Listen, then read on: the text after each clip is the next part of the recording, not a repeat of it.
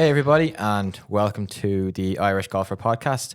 On the road this week, Ronan McNamara here with you, and sitting in the lovely surroundings of James Sugrue's house, of all places to be, down in Mallow, County Cork. He has, of course, just about recovered from Cork's little mishap in the All-Ireland Hurling final. James, how are things? Are you well? Yeah, very good, Ronan. Thanks for making the trip down on a cold but fresh morning. Cold but fresh, but still golfable out there. It is definitely the ground will definitely be hard anyway. I'm not sure many courses will be open now this morning with the frost that we had, but yeah, no, as long as it's not raining, we won't complain too much. Nice little room we're sitting in here, and we're absolutely surrounded by golf clubs. Are you a bit of an equipment nerd? I suppose I am. I'm not a huge. If like I wouldn't really experiment in equipment much, but over the last few years, I've definitely built up.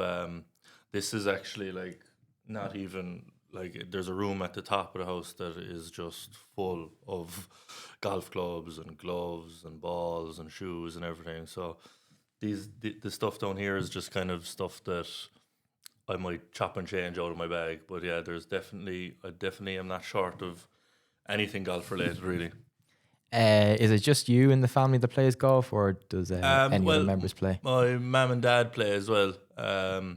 They join. They're not playing terribly long. Probably maybe 5 to 10 years ago. They joined up.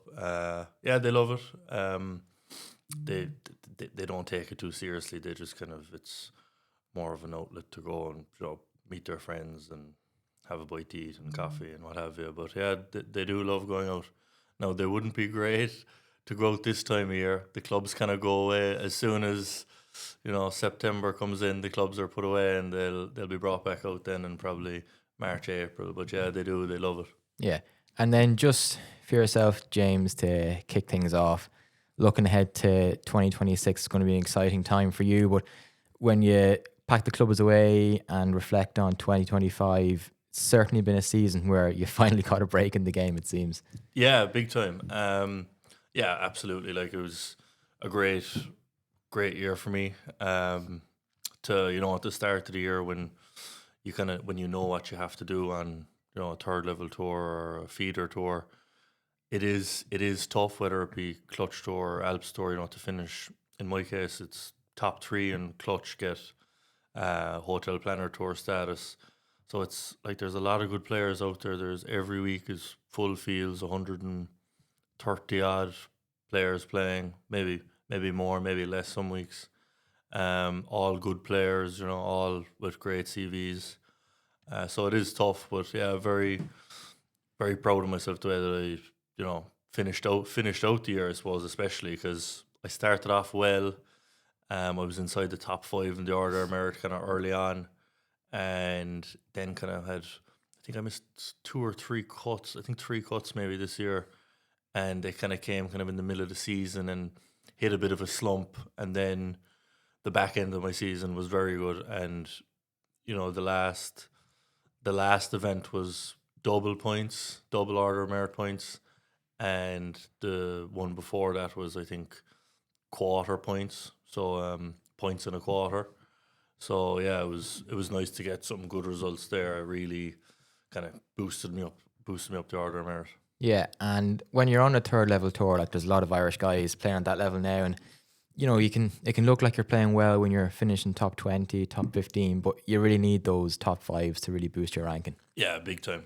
Even to obviously it's very hard to make money playing on the third level tours. But even to kind of be breaking even, you have to be kind of up thereabouts, and the weeks that you're not, it is kind of it can be tricky because it's like, as I said, there's a lot of good players out there, and if you stand on the back of a clutch tour or an Alps tour range, the players won't look any different to a DP World Tour range. It's just small margins, probably better.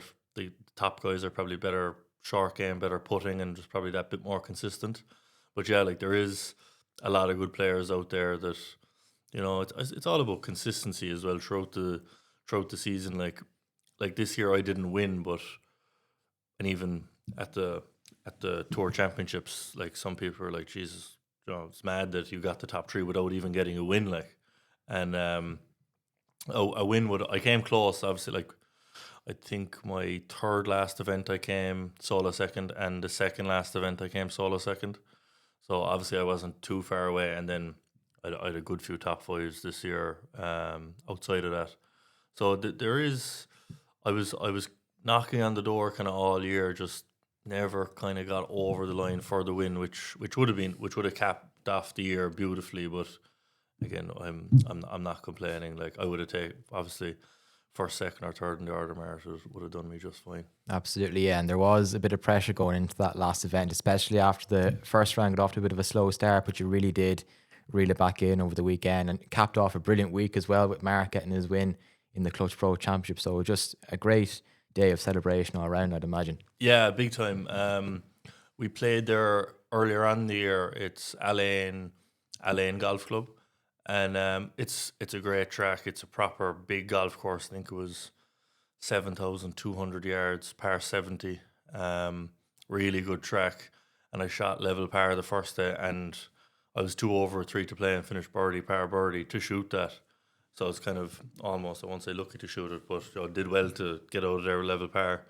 And then I proceeded to shoot 5 under, bogey free for 36 holes to come inside the top, I think, top 5 anyway on the members board. So yeah, it was satisfying to do it like that. Held a nice kind of 7-footer on the last little left to right or on the left edge to kind of to I suppose in hindsight, if I had missed, probably wouldn't have made a difference. But at the time, I thought that it was a big putt, and it was nice to roll that in, and to just kind of take the pressure off a small little bit. Yeah. And a lot of your career so far has involved clutch and involved abs. Like, what's life like on those tours? Because I'd imagine there's a lot of, trying to save a few bob whenever you can as well. Oh, big time! It's not easy. Like there's players out there. It's gas. Like there's players that can play, and then there's guys that are kind of almost there just because they want to say that they're like a professional golfer in that kind of sense, that have like loads of money, and money isn't really an object for them. But yeah, it's not easy to be out there, competing, and you're playing for kind of not great money, and if you don't have many sponsors, it's tough, and you might be playing every week trying to make a few quid to do you the next week. And but to be fair, there's a good Irish, like this past year was, there was, I think, 5 of us. We'd always stay together, and that makes things cheaper, and good crack in the house, and good banter after rounds, bit of slagging here and there. So yeah, no, it was nice to have the lads there traveling with me all year and stuff, and kind of we're all kind of we the Irish kind of stick together fairly well. You'd see out on tour that we kind of get each other's crack and what have you. Yeah. Who does the cooking in the house? Oh, Is it you? no. Funny enough, is Rob Brazel he's the chef. He's a brilliant chef, to be fair to him. Yeah, he said that he's happy to do the cooking if I'm happy to do the cleaning, and he didn't have to ask me twice. Yeah, he was on the pots and pans all year, so he was brilliant. Good stuff. Proper nutrition, I'd imagine, as well. Yeah, he can throw the boat out there as well. He can come up with some interesting, tasty old meals. All right, he fancies himself as a bit of a cook, like, so he lives up to it, to be fair to him. Very good. But it's great to have that, camaraderie off the golf course as well, because it makes life easier. You guys are playing, you're playing the same golf that you'd play on the HotelPlanner Tour or the DP World Tour, but there's a different type of pressure there, I'd imagine, if that's fair to say. Like, you're playing for your livelihoods on a week-to-week basis almost. Yeah, especially like this year was like, I'm not getting any younger, and this year was kind of like I just did not want to play, on a third level tour again next year. So I was kind of saying to myself, probably put myself under a bit of pressure that, coming up to the last maybe 3-4 events of the year, it was it was time to make hay. Like I was sick of being where I was. I wanted to take the next step, for want of a better word. And yeah, just as I said, I couldn't at the start of the year. Like I would have bitten your hand off to have a full Challenge Tour, HotelPlanner Tour card for 2026. When you're put into that mindset of, it's shit or bust here, I mean, how do you come to that decision? Is it the level you're at, or is it just your age? Because I know a lot of lads say they don't want to go into their 30s playing on a third level tour. Like, what comes to that decision? Is it just you wake up one day and decide, or do you actually consider this over a period of time? Well, money has a huge thing to do with it. It's like not many sponsors want to sponsor someone playing third level tour. It's a lot easier to go to someone and ask them for money when you've got a full Challenge Tour card, which is completely understandable as well. So that is probably a huge driving point. Obviously, if, like, as I kind of said before, there's fellas out there that have endless amounts of money playing on those third level tours, and they're happy to play on there until for 10 years just because they have the money to do so. But I don't have that luxury, and I wouldn't want to do it anyway. Like, I think if someone on third level tours tells you that they want to be there, they're lying or they're delusional. Like, no, you shouldn't want to be there. You should want to, and like, that's no disrespect to playing third level tour. Everyone I know has the same mentality. It's just a stepping stone, really, to try and get onto HotelPlanner Tour, really. And the HotelPlanner Tour is seen as this, like, holy grail, because the opportunities that come with it are so massive. And how do you feel heading into the season, with a full card in your hand now, great playing opportunities to come, starting down in South Africa as well? Like, how excited are you to, maybe kickstart your career in the right direction? Yeah, big, like, especially down in Africa. I was lucky enough to go down there with the GOI at the time, now Golf Ireland. They brought us down there, I think, for 3 years. So I've experienced life down in South Africa. We used to go down there maybe for 3 weeks at a time. I think I went down there for 3 years, maybe 3 years, I think. And like, it's brilliant down there. The golf is class down there. You're treated very well down there. The courses are brilliant. So I think it's also a nice place for me to start the season. And yeah, obviously the opportunities are huge, and on any given week, like, I'd fancy myself, against. It's all about, as I said, if you stand in the back of any Challenge Tour, they're all very good players, so anyone has got a chance of winning. And it's just, if you back yourself and trust yourself, anything is possible, I think. And you spoke about the crop of Irish on the Clutch Pro Tour. We're going to have a lot of exciting young players on the HotelPlanner next year with yourself, Mark Power as well, Max Kennedy, Liam Nolan, a couple of others. Like, that's a really good place to build from, because you can all spur each other on. There could be a bit of a Golf Ireland house going on as well, and that helps. Yeah, oh, absolutely. Like, to be down there with other Irish guys, and as I said before, just to have the crack with them, and talk about, go through the course, like, oh, what you think of that 15th hole? What are you hitting off that tee? And things like that, and play practice rounds.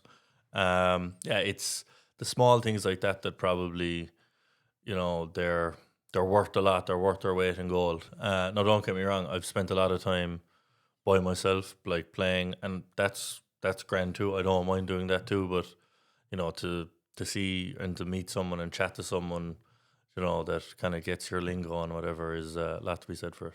Yeah, speaking of playing and spending a lot of time on your own, turning pro during COVID probably isn't something you'd recommend to anybody else. No, definitely wouldn't recommend it, no, to be fair. Yeah, it wasn't ideal. But as I said to, I can't remember who I was saying it to. Oh, I was saying it to Gary Murphy.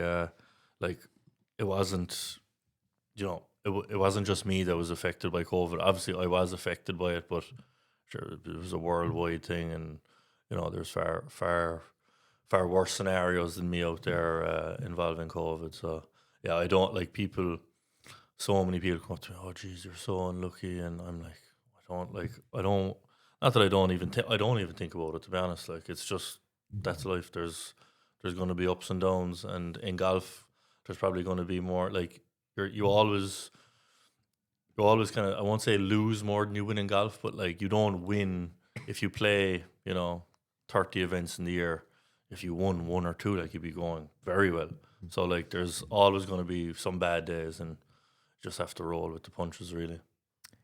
But you have had some bad luck in many respects, just in terms of injury and not being able to get that momentum that you need when you're trying to work your way up through the levels in golf as well. But this year you've clearly shown you get a clean bill of health. What's possible? Yeah, absolutely. Like I was a little bit unlucky, right?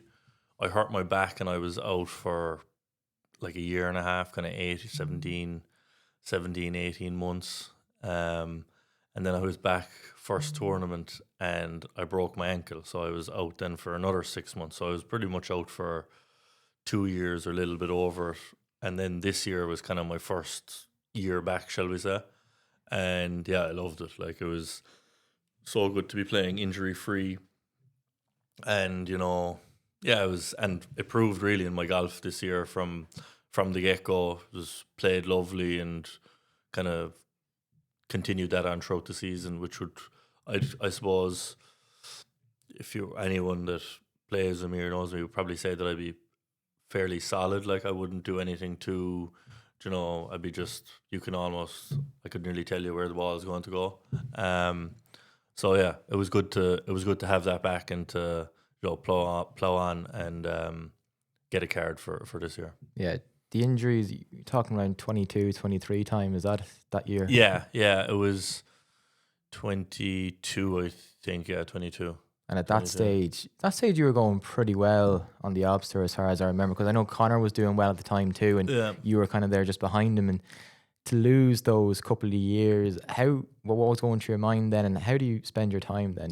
Yeah, it was tough. Like, especially with my ankle. Like when I came back from my back, I was like, "Oh, here we go." I'm ready to burst on now. And I remember it actually happened in an Airbnb house. It kind of had like a spiral staircase, and I was kind of rushing down the stairs, and I on the inside of the step was quite short, and I just kind of slipped down that, and then my ankle turned and went over on it, and I knew straight away like that.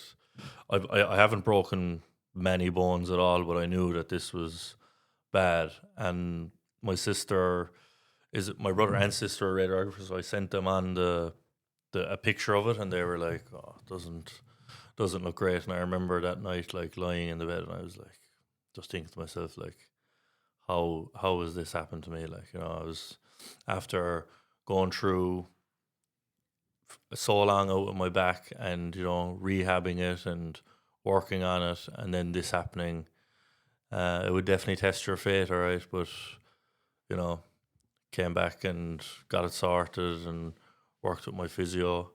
Colm Coakley got me back, gave me a lot of exercises and got me back properly, and thankfully now it's 100%. So yeah, it's it almost makes it a little bit sweeter to be where I am now, to come from the lows of the lows to now having a card and stuff, and what the future holds. So it was tough at the time, but I'm not dwelling on it too much. Yeah, it takes a lot of mental strength to sort of dig yourself back up as well. And you must be, it's some stage during next season, there could be a time where you need to dig deep, and now you can do it.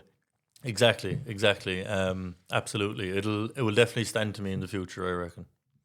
And just on the HotelPlanner Tour again, what would be a good season? Like, is you're going to be your first full year at this level? You're 28 years of age. There's 15 DP World Tour cards available. Are you allowing yourself to dream of that, or have you set yourself maybe a goal of regain the card and build from there, or is there anything in your mind? No, I definitely it's my goal would definitely be top 15. There's no that's where I wouldn't be a huge man to set goals, like to say, oh, this is what I have to do, and if I don't do it, it's a failure and blah blah blah. But no, I know that if I play well, that I'm capable of doing that. So I'm going to apply myself properly and do all the right things prior to season starting, and with the help of God, I'll get there. And you're coming up to Christmas now. It'll be a couple of months before the season starts. How will you plan to spend that time? Because there's a lot of I'm pretty sure warm weather practice that needs to be done in preparation for that. Yeah, 100%. So I think Africa starts kind of at the end of January. So the plan would be potentially go somewhere this side of Christmas, but definitely straight after the new year, like kind of the first week of January, I'll probably head down to Portugal or Spain and, you know, play some kind of semi-competitive stuff either on the Portugal Pro Tour or the Winter Tour in Spain, just to, you know, kind of get the juices flowing, card in the back pocket again, and just prior to, you know, the season opening down in South Africa. Do you still have, you know, you've played in 3 majors so far in your career, all as an amateur. Do you still have those ambitions of, you know, getting back to an Open, or, you know, maybe getting to a US Open, or getting back to Augusta with maybe a couple of people there watching this time round? Yeah, 100%. Like, that's one thing that, like, without a doubt, it's something that I definitely want to do. And for us, obviously, I won't say it's not easy, obviously, to get into the Open, but like we do have qualifiers that you can qualify through with some decent golf. So it's not, you know, it's not the unthinkable. And yeah, like that's one thing about when I did play in US Open and in the Masters. It was great and I loved it, but I would have loved to have the people there that, you know, meant most to me, and the people that drove me on my whole life, that they couldn't be there, was kind of a little bit of a sour taste in my mouth. So yeah, I definitely strive to get back there 100%. Yeah, and we'll get into your amateur career in a bit, but as far as you're concerned, you mentioned there like how you were coming towards nearly a breaking point in terms of, I don't want to be on a third tier tour for much longer. What would have happened if you hadn't got your HotelPlanner Tour card? What would James Sugrue be doing next year? Jeepers, it's a good question, really. I actually don't even. I'm not sure. It's something that I never even thought of because I didn't even want to think of it. Yeah, I don't really have an answer for you, to be honest. As I said, it's not something that I put much thought into. I was thinking of, you know, the next tournament and, you know, trying to play the best I can, preparing the best I can, and yeah, I didn't want to think of it, but it was definitely kind of in the back of my mind. Obviously, it's hard to not think about it, but yeah, I didn't put much thought into it. No.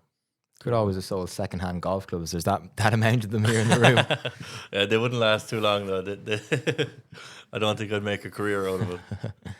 And you mentioned then earlier on about, you know, no one wants to sponsor a guy on a third level tour. You must be really excited about the possibilities at stake now of people coming on board and supporting you, because sponsorship, when you're trying to make your way in the game, and I don't think people realize it, it's absolutely vital. Oh, it's literally the difference of it can be the difference between making it and not. Like, to be perfectly honest, it's like I've seen it, you know, throughout the years, that there's some people that, you know, that are great players that get nothing, and then at the flip side of the coin, there's fellas that, you know, have done nothing and they're getting money thrown at them. So it is vital, and like whether you like it or not, it does make the golf, like, money. Without money in this game, you're going nowhere. Like, you know, you need people to be looking after you and people to be supporting you and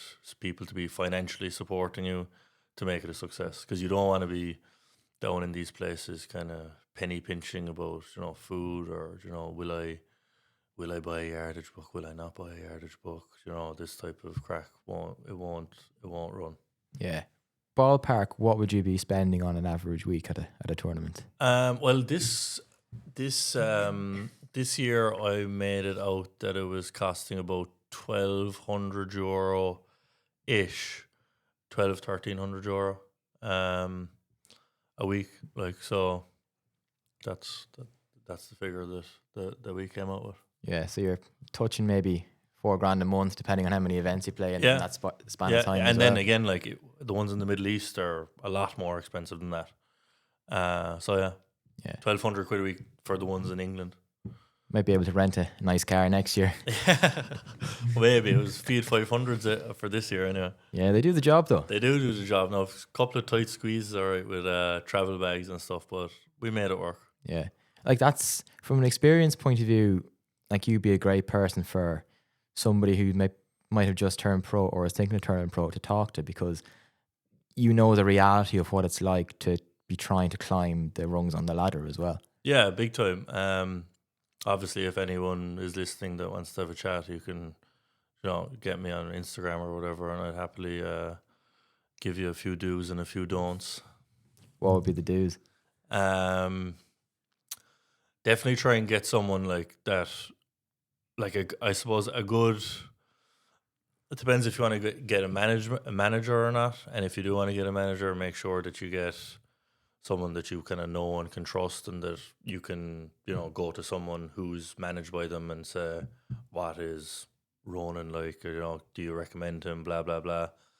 And yeah, it's all learning though as well. Like I could give all the advice in the world, and you'll still make mistakes, and you'll still, like anything in life, you'll just have to, you'll make mistakes. You just have to get back up and keep on going. Yeah. What would be the don'ts? I'm sure you've obviously made mistakes on the way up as well. What are the don'ts? I suppose it can be a tough one playing third level tour if you're constantly like thinking about, money and where your next paycheck is going to come from. So if it's possible at all, and it kind of links into the do's, I suppose. But yeah, it's tough if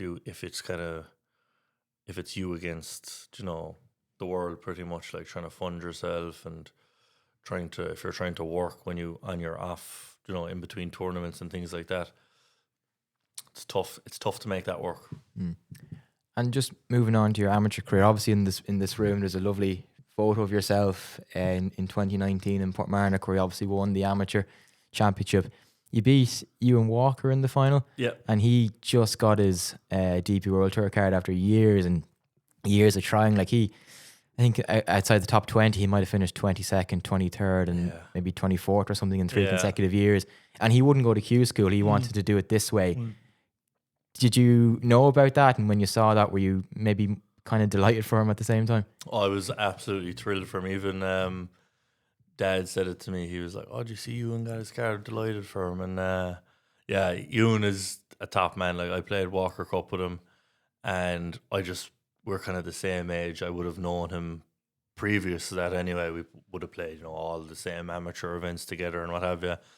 And I didn't know that he chose not to go to Q school, but I've obviously been keeping an eye on, the order of merit throughout the years, and I always saw him coming so close.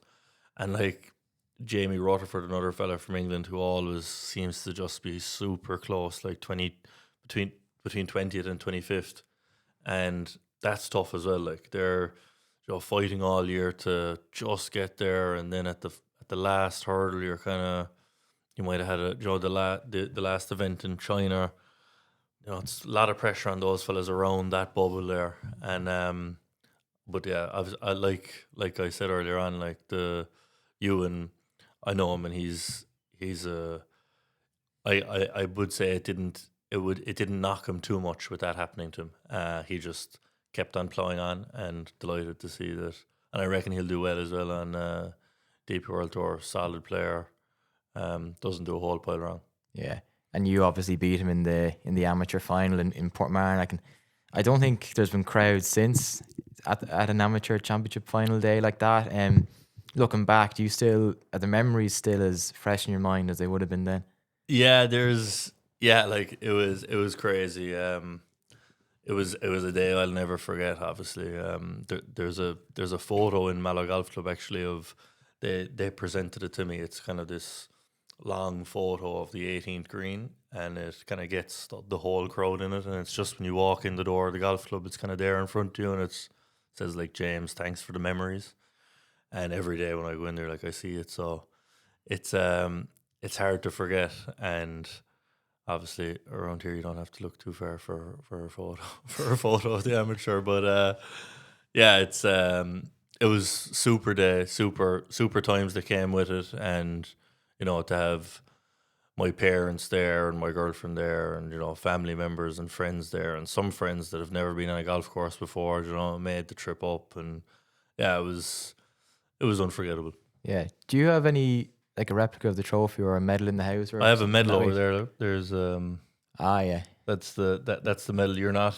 We don't. You don't even. You're not allowed to take the trophy away with you at all, because it's so old and valuable. So I wasn't able to bring it back at all. I think that they send it over for maybe like a photo shoot up in Dublin or something. But yeah, that medal over there is the one is what you're presented when you win. So it is nice, and I got it. As you can see there, I got it in a frame with the gloves that I wore and the picture. So it is nice, something that I'll have forever. Yeah. And obviously the rewards that come with that, I mean, are sensational. We'll maybe just start off with playing the Walker Cup in 19 though as well, because to have three Irish players on the team, yourself, Connor and Keelan Rafferty over in Royal Liverpool, I'd imagine that was another really special week for yourself. Yeah. It was again might like to have so many club members there and family and friends and everything. It was definitely a special week. No, what we didn't get the result that we wanted, and I was kind of a little bit. That was kind of at the when I started having a bit of back issue, so I wasn't like I wasn't playing my best, I'd say. But yeah, it was to play Walker Cup is an honor and a privilege. Like anyone that plays it will tell you, and the way you're treated when you're a Walker Cupper is unbelievable. Even I got an email the other day from them asking like, do I want tickets for Walker Cup in Lynch? So if I'm around, I'll definitely be down there. It's Yeah. good. It showcases the best players in the world. From you'd see it throughout the years. Like so many Walker Cuppers go on to be like world number ones and what have you. So if you're playing Walker Cup, you're on the right track for sure. Yeah, especially from the US side as well. I Yeah. mean, they seem to just churn PJ Tour pros out like there's no tomorrow as well. Yeah. Like even I think when I played Akshay Bhatia was, and there's a couple more lads.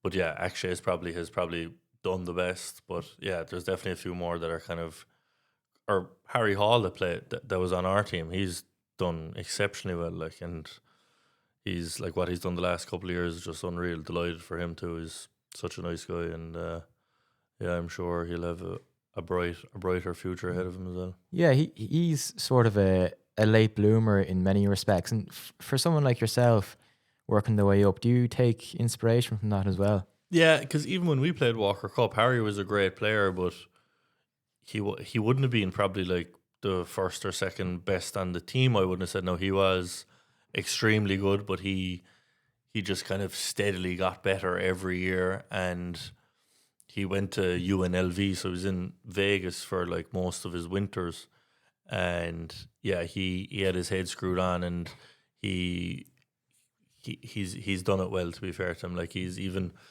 I was getting a putting lesson recently, and my coach even showed me. He brought him putting as an example. He's a beautiful putter, and he did everything well. To be fair to him, and he did go to college in the States, so we kind of weren't really 100% like known to him really, or when we were playing Walker Cup, and then he came on and he was a flusher. To be fair. Mm. Yeah, he's an amazing. He's sort of become a cult hero on the PJ Tour and on the European Tour as well, just with the cap that he wears. Yeah. I remember when we played Walker Cup, we obviously got like your standard baseball cap, and he was like, "Oh, any chance you could get one of those flat caps?" So they had to go ahead and get a flat cap made for him, and he was wearing the flat cap all around Liverpool for the week. He's a gas man, though. He's a good lad. Cool. And so back to the rewards that come with winning the amateur championship. And I know this is 1 week you don't get tired of talking about, but playing I suppose what's called the November Masters or the Autumn Masters as it's called, back in 2020. I mean, what an unbelievable experience that must have been. Even though there was no crowds, I'd say you must have absolutely loved it. Yeah, it was. Yeah, like as soon as you drive up that lane, like you're just treated like, and when you have that player's badge, and they treat you like a king, and it's everything you would think it would be, and more probably.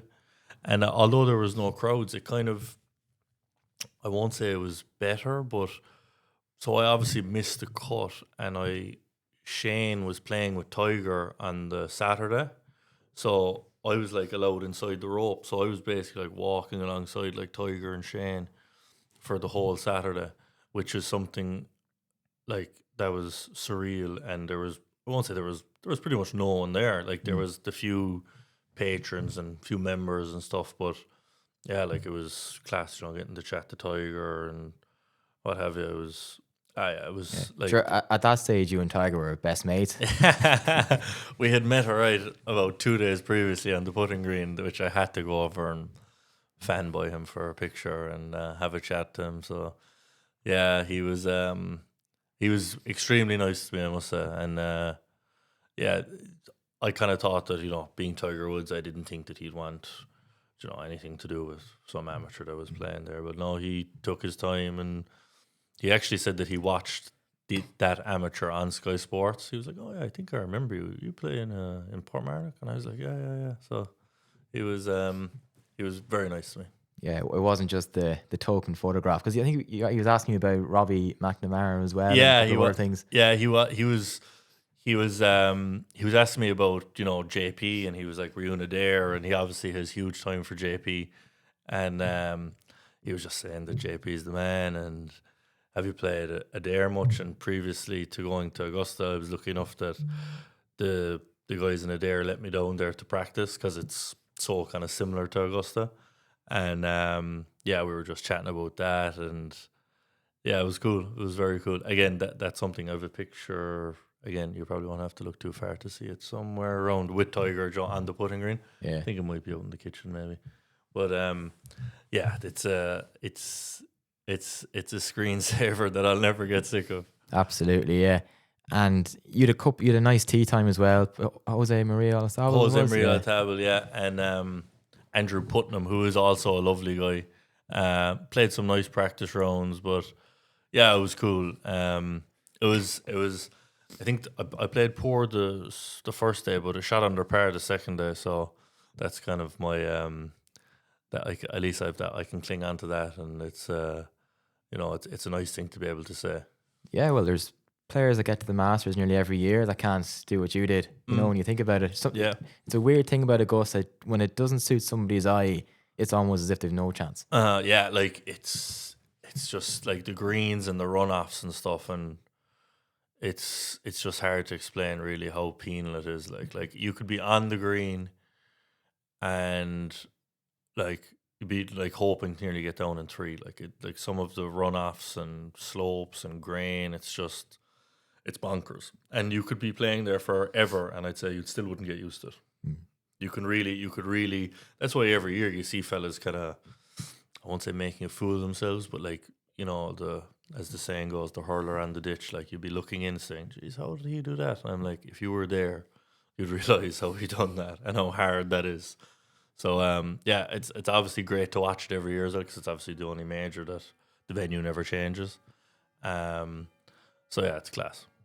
And I think in the sense that there was no crowds there, you got to see the full Augusta in many ways, because a lot of people on TV don't get to see certain humps and hollows and what have you, whereas when you're walking on the fairway, everything's right there in front of you as well. You got a different experience. Exactly. Yeah, it was weird to see it like that, I suppose. But I suppose obviously because I played a few practice rounds before that, I was kind of somewhat used to it. But it's extremely like undulating course, something that you don't see on TV at all, and something that I kind of wasn't expecting really. Yeah, like it's so hilly. Like it can be like for older men and women, it would be like a tough walk.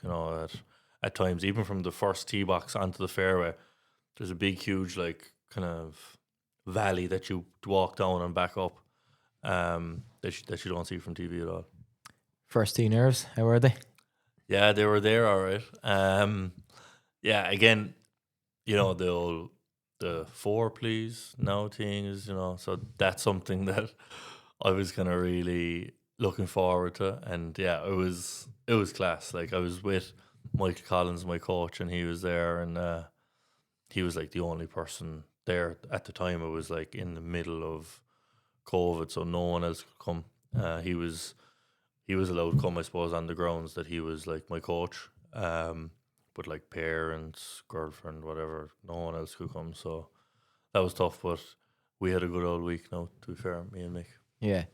And you got the full, I suppose, major tournament experience a year before at the Open Championship as well. I think Darren Clark you played with, he was going to tee off with maybe a 3-iron, then decided to take driver off the first, which was the magnitude of the occasion, the size of the crowd. Yeah, it was we were first out, like, I think it was 6:25 or 6:35 tea time. And I kind of thought, oh, that's grand, the grandstands won't be full. And when I was going to the putting green 15, 20 minutes before my tea time, I remember they were stopping people coming in from the grandstands because it was full. I was like, oh my God. So I went on, and it's like a real cauldron, and the grandstands end, and then it's kind of like rough and fairway, and there was people lining like from the edge of the grandstand all the way down to the fairway. So all you could see was people, really. And yeah, like there was I suppose I was kind of being someone was kind of half telling me, oh, don't hit driver, kind of hit it. And I was like, I have to hit driver. Like, I don't want to be looking down here at a 2-iron or a 3-iron. I want the biggest head in the bag. And it was funny. I said to Darren, I was like, do you think hitting a 3-iron there? He was like, absolutely not. He was like, I wanted the biggest thing that I could see. He was like, if I could get something bigger, I would have hit that. So yeah, that was a nervy one. Definitely, probably even more nervous than the Masters, because that grandstand behind you kind of like hugs the whole tee box. It's like a horseshoe. So I think I don't know how many people were in there, but there was a good few people in there, and it was loud, and people are all talking, and then the starter says be quiet, and there's a little kind of a shh, and then just that silence before you tee off is and it's a tough tee shot as well in Portrush. Like in the Masters, it's if you don't hit it on the fairway, it's either in that bunker or else in the trees. Like you're going to find it again. Yeah. Whereas in Portrush, it's out of bounds left, out of bounds right. It's, as we saw, like it's you don't have to do a whole pile of wrong to hit it out of bounds both sides. So yeah, I just dumped a little driver down the middle, thankfully. And I think Darren birdied the first as well. Yeah, he did. That was amazing. And Harrington, just in July, birdied the first as well. So there must be something in the water on that hole. Yeah, I remember actually. I remember Darren especially, because there was obviously like a heap of people out watching him, and he rolled that in the first, and there was a big, huge roar. And then I think I birdied one, maybe the fourth hole or something, fourth or fifth hole, and the both of us were like sitting on -1. So there's a photo there somewhere at home of me and him like leading. No, fair enough. There was only like 3 or 4 groups on the course, but still a nice one to have at the top of the leaderboard. Put that on the LinkedIn. Led the Open briefly in 2019. Yeah. And like you mentioned the tee shot, and you don't have to do too much wrong. Even at the Open there during the year, I think it took Rory till maybe the final round to hit the fairway on the first. It just shows how difficult it is. But you had albeit a brief interaction with him. I think it might have been after day 1 or day 2. Day 1, yeah. And McIlroy's obviously had an absolute nightmare, and like you can only feel from it must have been devastating for him. But he still took a moment to acknowledge you at least, and that must be special. Oh yeah, like I'll always remember what he did that day. Like for me, it was so classy of him. I was sitting in like the players' locker room, and I was just sitting down, kind of head down on my phone, just looking at texts or replying to texts or something. And he like tapped me on the shoulder. He was like, "Oh, James, congrats on the amateur and whatever, blah blah blah," chatting away. And I didn't even know what score he had shot, and then I looked up, and like he could so easily have walked off the green and just ran into his car and went home. And he came in, went out of his way to talk to me, gave me some advice about going forward and stuff. And I was just thinking to myself, what a classy man! Like what a nice man as well to do that for me, someone that he doesn't know, basically like a nobody to him. and a young amateur playing. I just thought it was real touchy class. Yeah, it shows the mark of the man as well, doesn't Yeah, it? 100%, 100%.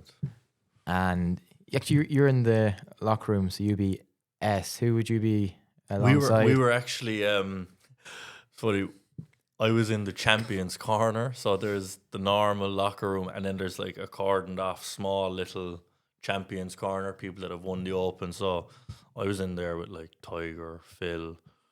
I didn't see Tiger in there, but I met Phil in there a couple of times, and can't remember who I was with. I was with some Irish guy anyway who knows Phil, and he was like talking, and he played Walker Cup in Portmarnock, Phil did. So he was kind of chatting about that and what have you. So we were actually in our own little, no, it was inside the locker room, but it was just kind of a cordoned off champions corner or champions locker room, I think they called it. So that was pretty cool. Yeah, it is interesting to, get up close and personal with, I suppose, the golf's A-listers, because a lot of people from the outside looking in might think they're all very closed off characters. But, it's nice to know that they did take a couple of minutes out of their day to, chat to you and, have a bit of crack and spend a bit of time. Yeah, absolutely. Like I don't have many bad things to say about any of the top guys that I met. Probably nothing bad to say about the top guys that I met. They were all super nice to me, gave me plenty time, and yeah, kind of looked out for me and wanted me to do well, So, as you said, you might be watching them on TV and think like, geez, that fella, bet you he's awkward, and you're probably wrong. Like if you get to know them or had a chat with them, most of them are fairly sound fellas. Like I met Matt Wallace at the Ryder Cup in Rome, and he has a bit of reputation for being a hothead and a WANKE or whatever. Yeah. And every time somebody says, I'm like, no, he's the soundest man I ever met. He's lovely, brilliant fella. Yeah. It's just when you get on the golf course, you can turn into a different animal, I suppose. Exactly, and they're playing like that's their livelihood, and they're all winners. Like, and if it's not going their way, they might have their back up for a little bit, and people find that hard to understand. Oh, he's going around moaning and he's making X amount of money a year, but it's not about that. If he's having a bad day, he might be upset, and the camera might go on him when he's taking a chunk out of the ground, or letting a club fly or something. And even Tyrrell Hatton as well, like he always comes across as a real kind of hot-headed, cranky man, we'll say, but not the case at all. Like, Yeah, he's so funny at times. yeah, he's brilliant. I like him. He just doesn't give a damn really sometimes. Like, and he wears his heart on his sleeve. Like, Yeah. I mean, those are memories that must spur you on now for the future as well, given that you've opened up, this window of opportunity for yourself now as well. You must be really, looking back on it thinking, right, I'm in a position now where there's a chance I could experience that stuff again. yeah, definitely. Definitely. Like, this year is the biggest year of my career without a doubt. With a good start and with good people behind me, I'm gonna give it my all, and I think anything is possible, really. Have you played an Irish Open before? I have. You have. Yeah. Like to do that again? I'd love to. I haven't played one as a pro, so to play one as a pro would obviously mean the world to me. That's a big goal this year, is to get out there, and I'd just love to. I'd love to. It would be a great, I won't say an excuse to get all my family down, but it would be a great opportunity to have all my friends, family, club members, down to. I'd love to give something back as well to all the club members that have kind of, stood by me through the good times and the bad times, and for Mallow Golf Club to be next to my name playing the Irish Open would be nice. Yeah, because Mallow have done a lot for you as well over the years too. Yeah, it's my home club. I've member in a couple of other places, but it's definitely my home course without a shadow of a doubt. And the people there are very good to me ever since I've been a child. Spent every waking hour and minute up there when I was a child practicing, and we're lucky enough up there that we have tennis courts as well, and snooker table and squash court. So I get dropped up there in the morning, play golf, play tennis, play some squash, snooker. Man would be up there trying to find me in the evenings when it's dark, wondering where I am. But yeah, it's class, and we're lucky to have it on our doorstep here. If you did play the Irish Open next year, the demand for tickets would obviously be massive. Ballpark now, how many tickets do you think you need? Probably need 20 anyway, wouldn't I? Probably 20, probably more actually. Probably 30 or 40, what I think of it. So you probably be asking me for one too. No, I'm only messing. There'd be obviously there. I'm sure even if I didn't get them tickets, I'm sure they'd travel anyway. But I'd love to get into that field, to be honest. This coming year it'll be a nice thing to tick off the list. Yeah, nice to be playing in Doonbeg instead of being at a wedding there anyway. Yeah. In fact, I've been at enough weddings there now for the foreseeable. Okay, right. We'll wrap it up there, James. I really, really appreciate your time, and thanks for welcoming me into your home as well. No, not about it at all. Welcome anytime. Thanks for making the icy spin down. Perfect. Well, thanks to James for joining us on the podcast this episode, and this episode was brought to you in association with Flowgas. Better late than never to get the sponsors plug in. So thanks very much for listening, and we'll chat to you again soon.